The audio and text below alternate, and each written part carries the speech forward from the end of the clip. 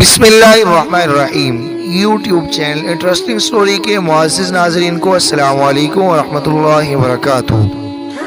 معزز ناظرین، اگر آپ ہمارے چینل پر نئے ہیں تو ہمارے چینل انٹرسٹنگ سٹوری کو سبسکرائب کر لیں اور ویڈیو کو لائک کر لیں اور اس ویڈیو کو اپنے دوستوں سے لازمی شیئر کیجیے اور فیڈ بیک کے طور پر کمنٹس باکس میں اپنے رائے کا اظہار ضرور کیجیے۔ تو لیجیے اب بغیر کسی تاخیر کے چلتے ہیں اپنی ویڈیو کی جانب۔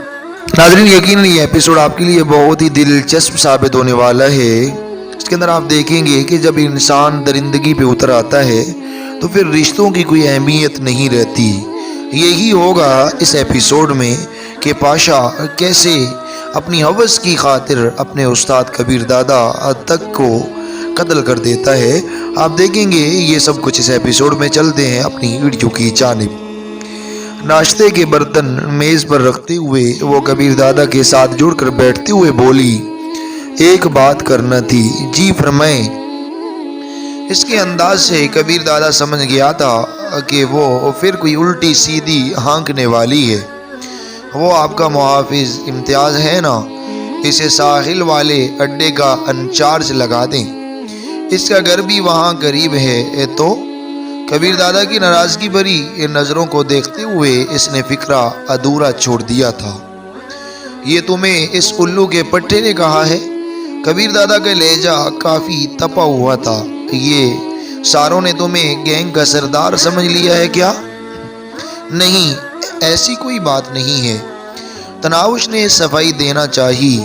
تمہیں پہلے بھی منع کیا ہے کہ ان معاملات میں دخل نہ دیا کرو۔ کبیر دادا نے اسے ہلکے سے ڈانٹا۔ جب کہہ دیا کہ ایسا ہوگا تو بس ہوگا۔ تناوش ایک دم ہٹ درمی پر اتر آئی۔ یار، تمہاری سمجھ میں میری بات نہیں آ رہی۔ اس مرتبہ کبیر دادا کا لہجہ کافی سخت تھا۔ زیادہ ڈانٹنے کی ضرورت نہیں، میں نے رونا شروع کر دینا ہے۔ تناوش نے دھمکی دی۔ ہر بات پر ضد ٹھیک ہوتی ہے؟ تناوش، تم ان معاملات کو نہیں جانتی ہو۔ میں پاگل ہوں یا بے وقوف؟ نہ میں پاگل ہوں نہ بے وقوف ہوں جو اسے محافظ کی جگہ پر رکھا ہوا ہے۔ کبیر دادا نے اسے سمجھانا چاہا۔ ہاں یا نہ میں جواب دیں، وہ سمجھنے پر تیار نہیں تھی۔ نہیں نہیں نہیں، کبیر دادا نے انکار میں سر ہلایا۔ اور اس کے بعد تم کاروباری معاملات میں بالکل دخل اندازی نہیں کرو گی۔ اس مرتبہ تناوش نے کچھ کہے بغیر خاموشی اختیار کرتے ہوئے ناشتے سے ہاتھ کھینچ لیا۔ اب ناشتہ کرنا کیوں چھوڑ دیا؟ آپ کریں، مجھے بھوک لگی تو بعد میں کھا لوں گی، ناراضگی بھرے لہجے میں کہتے ہوئے اس نے پیچھے ہو کر صوفے کی پشت سے ٹیک لگا لی۔ البتہ کبیر دادا سے دور ہٹنے کی کوشش اس نے نہیں کی تھی۔ چند لمحے اسے خفگی بھری نظروں سے گورنے کے بعد کبیر دادا ناشتے کی طرف متوجہ ہو گیا۔ بڑی کوشش کے بعد وہ چند نوالے لے سکا تھا۔ تناوش کا ناشتہ چھوڑ دینا اسے تکلیف دے رہا تھا۔ جوس کا گلاس خالی کر کے وہ جانے کے ارادے سے کھڑا ہو گیا۔ تناوش اٹھ کر اس کی ٹائی باندھنے لگی، مگر ایسا کرتے ہوئے وہ اس کے چہرے کی طرف نہیں دیکھ رہی تھی۔ ٹائی باندھ کر اس نے حسب عادت کچھ پڑھ کر کبیر دادا پر پھونک مار دی اور خاموشی سے پیچھے ہٹ گئی۔ کبیر دادا دروازے کی طرف بڑھ گیا تھا۔ گاڑیاں اس کے لیے تیار کھڑی تھی۔ عظیم نے کار کا دروازہ کھولا۔ اندر بیٹھنے سے پہلے اس نے مڑ کر دیکھا۔ تناوش دروازے پر کھڑی اس کی جانب متوجہ تھی، لیکن اس کے مڑ کر دیکھتے ہی سر جھکا کر نیچے دیکھنے لگی۔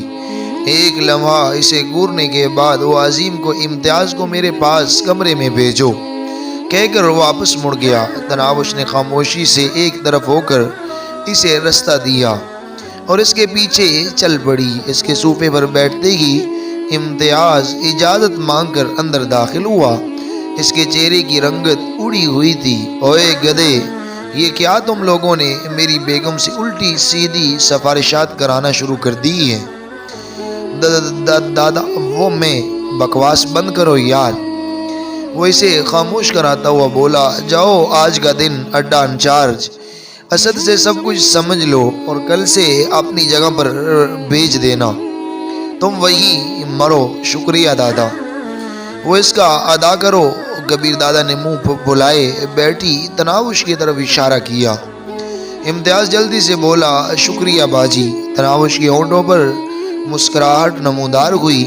اگر اس کے بعد کبیر آپ کو ڈانٹتے ہیں تو مجھے ضرور بتانا۔ اس کی بات پر کبیر اسے گور کر رہ گیا تھا، جبکہ امتیاز سر ہلاتے ہوئے باہر نکل گیا۔ اب ٹھونسو ناشتہ ورنہ تھپڑ کھا لو گی۔ امتیاز کے نکلتے ہی کبیر دادا غصے میں بولا اپنے ہاتھ سے کرائیں گے تو کر لوں گی، وہ لاڈ بھرے لہجے میں بولی۔ کبیر دادا نے گہرا سانس لیتے ہوئے اپنی حالت کو قابو کیا اور پھر بے بسی بڑے انداز میں نوالا توڑ کر اسے ناشتہ کرانے لگا۔ وہ آنکھوں میں شوخی لیے اسے محبت بھرے انداز سے گورتی رہی۔ صحیح کہتے ہیں طاقتور سے طاقتور مرد پر بھی عورت حکمرانی کرتی ہے۔ رکھیل بن کر آنے والی رانی کی طرح حکم جما رہی تھی۔ اب چائے کی پیالی تھام لوگی یا وہ بھی اپنے ہاتھ سے پکڑ کر تمہارے ہونٹوں سے لگانا پڑے گی؟ پراٹھا اور انڈا ختم ہوتے ہی کبیر دادا نے تنزیہ لہجے میں پوچھا۔ تناوش نے منہ بسورا آپ اب تک غصے میں ہیں، بتا رہی ہوں میں سچ میں رونا شروع کر دوں گی۔ یار تمہاری دونس دینے کی عادت کب ختم ہوگی؟ کبیر دادا بے بس انداز میں مسکرایا۔ تناوش اطمینان سے بولی جب آپ کے دل میں میری محبت ختم ہو جائے گی۔ کبیر دادا نے گہرا سانس لے کر کہا مطلب کبھی ختم نہیں ہوگی؟ اچھا آپ جائیں، میں چائے پی لیتی ہوں اور جلدی لوٹ کر آنا۔ کبیر دادا سر ہلاتا ہوا دروازے کی طرف بڑھ گیا۔ کار میں بیٹھتے ہوئے اس نے مڑ کر دیکھا، وہ ہونٹوں پر خوبصورت مسکان لیے اپنی مخصوص جگہ پر کھڑی تھی۔ دیکھ لو یار، کبیر دادا سے اس کی ایک منٹ کی ناراضگی برداشت نہیں ہوئی۔ باقر رخسار کو مخاطب تھا۔ رخسار بولا امتیاز کے تو مزے ہو گئے، جانے کب سے اس کوشش میں مصروف تھا۔ میں نے کل مشورہ دیا کہ اگر کام کروانا ہے تو باجی کو بتا دو، اور ابھی باجی ناشتہ تیار کرنے نکلی تو محترم پہنچ گیا، اور دیکھو کتنی آسانی سے اس کا کام ہو گیا ہے۔ باقر نے کہا سچ کہوں تو پہلے مجھے باجی بالکل بھی اچھی نہیں لگتی تھی، اب تو اپنی سابقہ سوچ پر ندامت ہوتی ہے۔ صحیح کہہ رہے ہو یار، اتنی مخلص، اتنی عزت و احترام دینے والی اور ہمدرد، اسے بہت پہلے کبیر دادا کی زندگی میں آ جانا چاہیے تھا۔ رخسار نے اس کی تائید میں سر ہلایا۔ پہلے کب آتی یار؟ باقر ہنسا، وہ تو اب کچھ پہلے ہی آ گئی ہے، عمر دیکھی ہے چھوٹی سی گڑیا لگتی ہے۔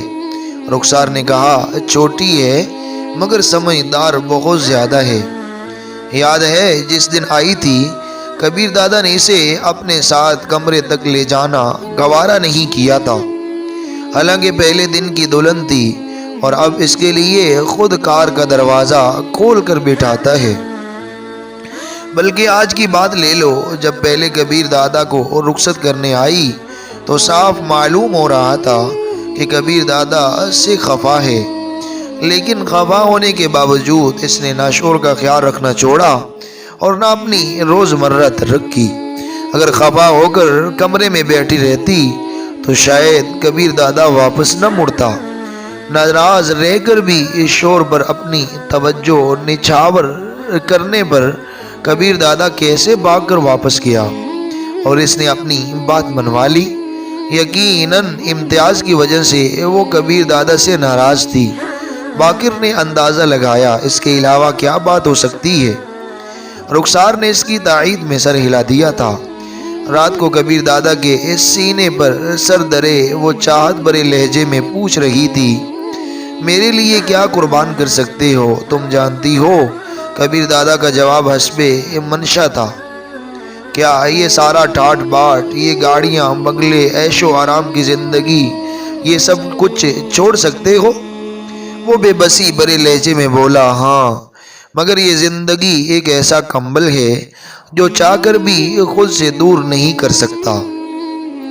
جانتے ہیں عیش و آرام کی زندگی ہر لڑکی کا خواب ہوتا ہے، خوبصورت لباس، قیمتی زیورات، حکم ماننے کے لیے نوکروں کی قطار، سونے کو پردعیش خوابگاہ، سفر کے لیے آرام دہ گاڑیاں، یہ سپنوں کی دنیا ہے۔ زمین ہی پر جنت کے مزے دینے والی مراعات، مگر کبیر میری جان، حرام کی دولت پر یہ عیش و آرام ہم کب تک کر پائیں گے؟ ایک دن مرنا تو ہے۔ کیا ہمارے پاس احکم الحاکمین کی بارگاہ میں پیش کرنے کے لیے کوئی جواز، کوئی بہانہ موجود ہے؟ کبیر ہنسا، لگتا ہے میری زندگی سے تنگ آ گئی ہو۔ اگر میں کہوں ہاں میرے لیے کبیر دادا کو قتل کر دیں تو کیا جواب ملے گا؟ اس کے ہونٹوں پر محبت بھری مسکراہٹ نمودار ہوئی۔ کم سے کم نہ میں جواب نہیں ملے گا۔ اس کا چہرہ ملائم ہاتھوں کے پیالے میں برتی ہوئی وہ وارفتگی سے بولی، اب پیچھے نہ ہٹنا۔ وہ پرعزم لہجے میں بولا، کیا کبیر دادا تمہیں پیچھے ہٹنے والا لگتا ہے؟ تو سنیں۔ وہ اسے اپنا منصوبہ بتانے لگی۔ اس کی بات کے اختتام پر کبیر دادا نے ہنستے ہوئے کہا، یاد ہے ایک دن عظیم کے بیگم صاحبہ کہنے پر تم نے کہا تھا کہ تمہیں تناوش دادی کہا کریں، ایسے ہی مسخری کر رہی تھی۔ اس کے ہونٹوں پر حیا آلود مسکراہٹ ابھری۔ ویسے آپ تو کمرے میں گئے تھے، پھر کس نے بتایا؟ خود سنا تھا اور بڑی مشکل سے کہہ کر روکا تھا۔ تناوش وارفتگی سے بولی، اور پھر یاد بھی رکھا؟ تمہاری کوئی بات بھول سکتی ہے کیا؟ کبیر دادا نے حسب عادت اس کی ناک کی بنک کو مروڑا۔ ویسے ابھی کیوں یاد دلایا؟ تمہاری تجویز سن کر مجھے لگا تمہارے ساتھ تناوش دادی والا نام خوب جچے گا۔ گینگ کے ارکان یوں بھی تمہاری سفارش سے اپنے کام نکلوانے لگے ہیں۔ میں سب کی باجی ٹھیک ہوں، خواہ مخواہ میرا مذاق نہ بنوائیں۔ باجی بھی تو بڑی بہن کو کہتے ہیں، اور تم اتنی سی ہو۔ کبیر دادا نے انگوٹھے اور شہادت کی انگلی کے درمیان ذرا سا فاصلہ رکھ کر اشارہ کیا۔ آپ مجھے تنگ نہ کریں اور یہ بتائیں کہ میری تجویز پسند آئی کہ نہیں؟ جو خود پسند ہو اس کی ہر بات ہی پسند ہوتی ہے۔ مطلب پکا ہو گیا؟ کہہ تو دیا، ٹھیک ہے یار، کبیر دادا نے کہا، اور تناوش نے مطمئن ہو کر آنکھیں بند کر لی۔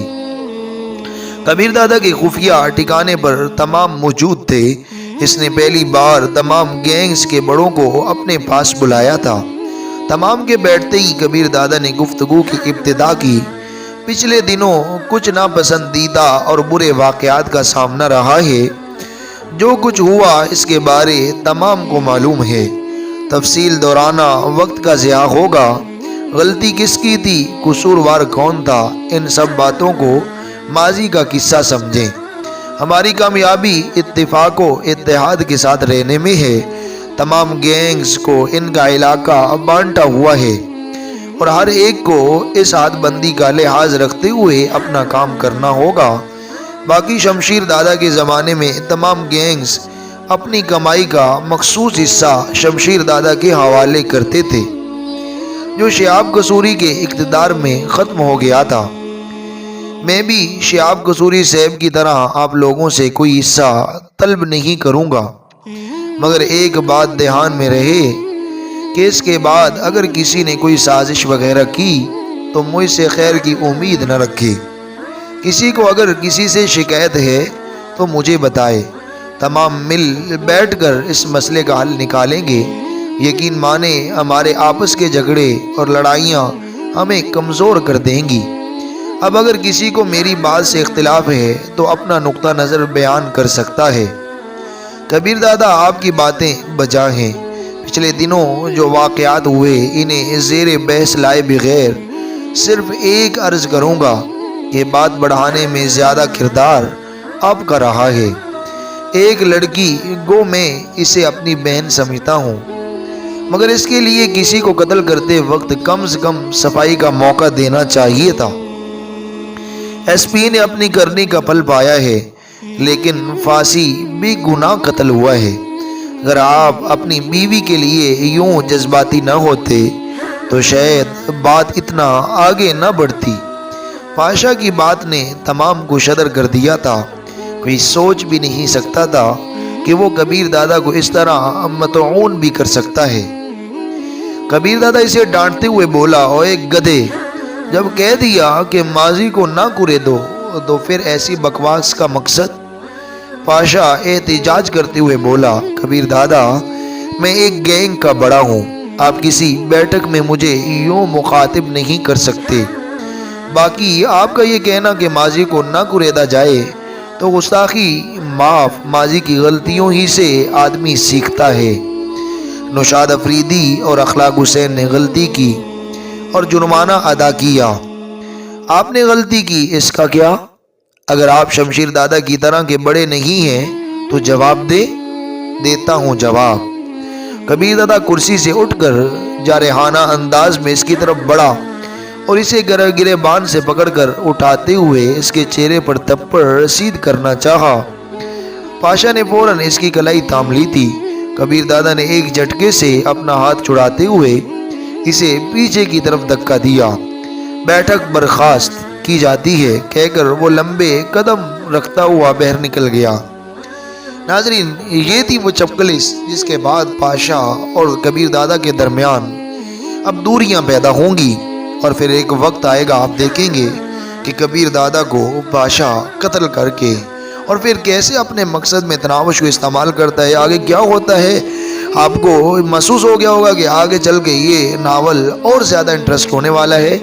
میں امید کرتا ہوں کہ آپ کو یہ ناول بہت زیادہ پسند آیا ہوگا۔ اگر آپ چاہتے ہیں کہ نیکسٹ ایپیسوڈ کو جلد اپلوڈ کیا جائے تو پلیز نیو ہے تو چینل کو سبسکرائب کر لیجئے، ویڈیو کو لائک اور شیئر کیجئے، کومنٹس باکس میں اپنی رائے کا اظہار ضرور کیجئے۔ ایک دوسرا ہم نے ناول جو ہے وہ سٹارٹ کیا ہے جو کہ بہت زیادہ انٹرسٹ ہے اور اس کے ایپیسوڈ بھی کافی میگا ایپیسوڈ ہے، تو پلیز اس کو بھی وزٹ کیجئے گا۔ اب ہمیں جلدی نیکسٹ ایپیسوڈ تک، اللہ حافظ، جزاکم اللہ خیر۔ آپ کا اپنا چینل انٹرسٹنگ سٹوری، اپنا خیال رکھیے گا۔